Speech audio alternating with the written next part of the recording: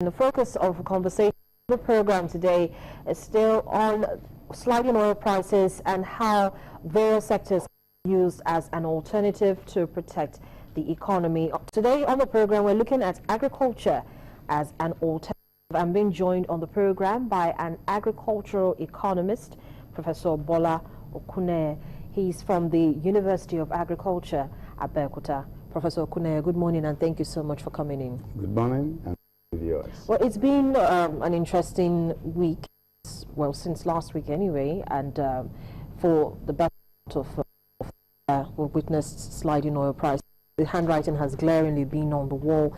But then, you know, a lot of people have talked about diversifying the economy, and agriculture has been one of those sectors that we know everybody seems to be talking a lot about. And the Ministry of Agriculture has done a lot also with this regard. But how quickly, in light of the situation as it is at the moment, how quickly can things be done to ensure that the agricultural sector begins to position itself?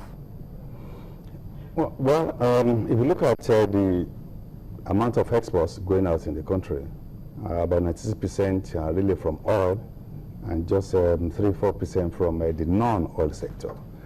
And out of that, for the non-oil sector, as much as about 80% are from agriculture. And therefore, the going down of the oil sector, so to say, in terms of exports, means that the non-oil sector needs to really quickly go up. Otherwise, the total domestic product will fall drastically. Well, agriculture cannot really be rushed because we need some planning and we need some time to really get whatever we want to get.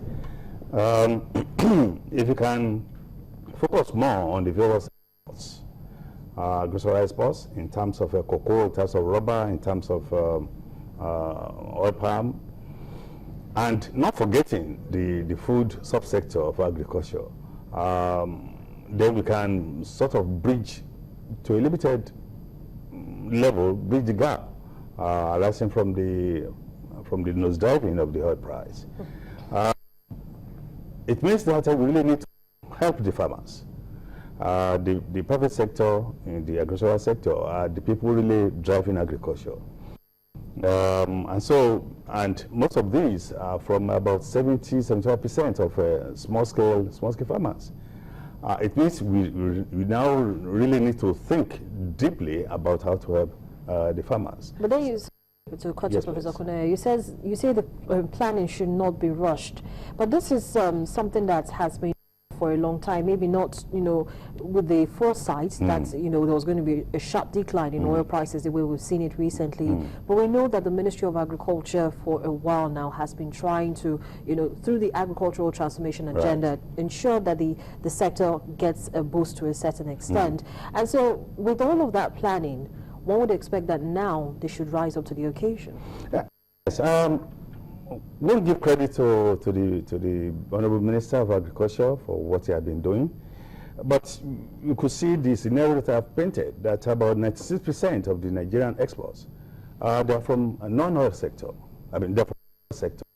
And maybe about 2.5% from agriculture, despite all what he has been doing. And so that large drop in the oil price from about 110 to around 72, 73, cannot be easily filled without thorough planning. And so we cannot really rush it. If you talk about broilers, which the shortest of them all in the agricultural sector, it will take 8 weeks. If you talk about aquaculture, you are talking about 6 months. So what we are saying is that it cannot really be rushed, but we have to plan it properly. If you don't plan it properly, the thing will crumble. Okay. And it's because we have not been planning properly. That's why agriculture has not grown in this country. But then you will know that, okay, for instance, now in terms of rice production, that's one thing that we know that Nigeria imports a lot of, but that has 3 months. 3 months? Yes. Even with the fact that they stepped up rice production locally? Yes, about 3 months. It will take about 3 months for you to harvest rice. So, and after harvesting, the main problem really is not just in producing and harvesting, but the processing.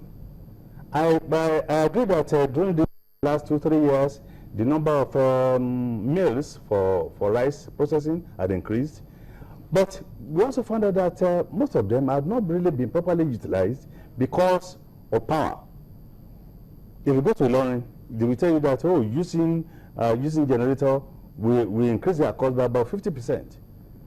But if there's power, then you can easily process. So we're saying that the planning cannot be rushed. It affects so many other sectors. Agriculture affects so many other sectors. You have to mobilize the farmers. They have to plan. They have to produce. They have to process. You have to market. And you are talking even about roads, particularly in the rural area. So now, in providing an alternative, yes, and looking at agriculture as that means of providing the alternative, how should the policymakers start? Well, the first thing is to mobilize the farmers. But they've always been mobilizing the farmers. Yeah, well, on paper, they've not been able to mobilize the farmers to the extent of them now taking this in as a business, because they need some money, they need land. Today, about 34-35% of the land is being used, whereas we still have such a large area of land to be used. And we need to mobilize the farmers in terms of the inputs. We need to mobilize the farmers in terms of the... I agree that about 50 billion naira have been voted for increased number of tractors, but that has not been released. And I'm not sure that it will be released until around January, February. Ceteris paribus. So we're saying that it has to be a gradual, and with thorough planning along with the grassroots. When the grassroots are not taken along, they are just planning on paper and planning Abuja alone. So what we are saying is that, well, the hope is in agriculture. I'm happy that they now know it. Now, how do we now take it? We have to go to the drawing board, invite the various communities, the various cooperative leaders, the various leaders of farmers associations, so that you now see what are your basic problems. We want this thing within the next 1 year to be in place. So what should the government do?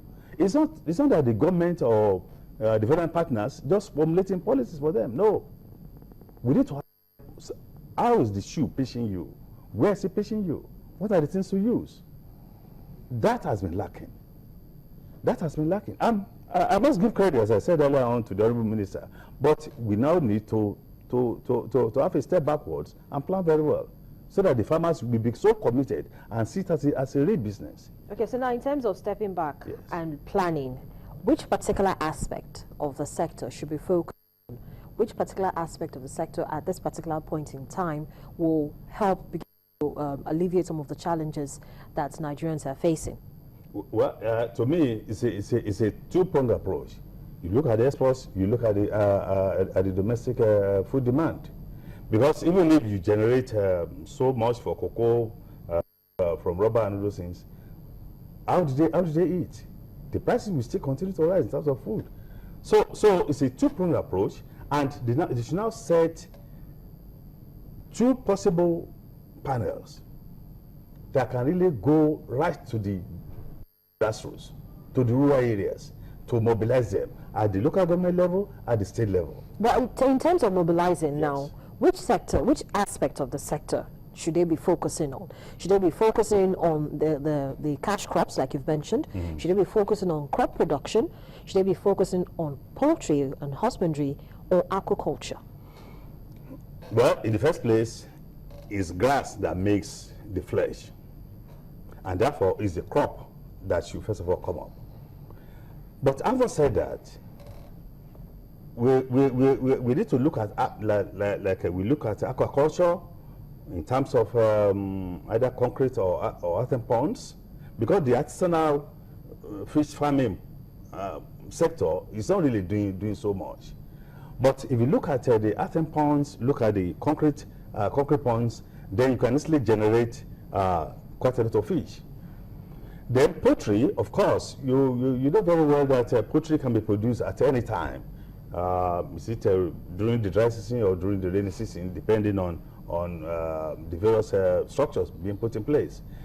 Two could be highly yield generating or income generating. But we can't close our eyes to the issue of diversification even within agriculture. And that's why I mentioned the issue of cocoa, the issue of oil palm, and the issue of rubber. Of course, granules, depending on commodities that we have the competitive advantage in specific areas of this country. Therefore, we need to go back, set up what are those things that have the better front. Is it in the north? Is it in the east? Is it in the west? Is it in the south? And such panels, which I mentioned, could now look at those that the farmers can easily produce over there and empower them. They need to empower them in terms of tractorization. They need to empower them in terms of capital. They need to empower them in terms of inputs. There are so many of these farmers that could not have access to inputs, and that affects their potential to produce. But then, the Ministry of Agriculture, Yes. beg your pardon, has continuously ensured or tried to ensure that farmers get inputs in terms of seeds, In terms of fertilizer. and fertilizer Yes. as well, to help kickstart them. But it seems as if it's not coming as quickly, or it's not reaching as many people or as many farmers Yes. as it ought to. Yes. Well, yes, and that's actually why I said that it's not just planning in Abuja alone. That's why I said that you have to plan with the people. But then, so if that is the case, and we know that there's a shortfall, Yes. why can't the private sector or even the academia, like such as yourself, try to see how they can, chip in to ensure that things happen faster in light of the situation that we have on ground? Okay. Now the private sector should really be encouraged, not forced, be encouraged to help agriculture, in the sense that they can have a backward integration program. Those are Nestle, Cadbury, all those big companies that basic agricultural raw materials, they should be encouraged to have a backward integration approach, whereby they produce those commodities that they need in their various industries. This has been seen to be done. There was a time that Nestle was trying to do it along with the Federal University of Agriculture, Abeokuta, but the continuity is not there. And you talk about the universities, yes, and I accept that. In terms of the technology, input technology that should be developed and be made available. So many are in the various universities and research institutes, but they have not really got into the farmers because the extension network have been weak. And that's another area which the federal government and the state government, because it's not federal government alone, the state government should really be seeing straight in. That look, how do you get these various noble research findings to the farmers to use? If you look at the ADP structure, Agricultural Development Program structure, today they're just going to the offices and getting salaries because they don't have sufficient mobility structures. They are not encouraged to go to the farmers. So such encouragement is needed if you really want them to go to the farmers and empower them. And then the inputs must be made available, as I said earlier on. Yeah.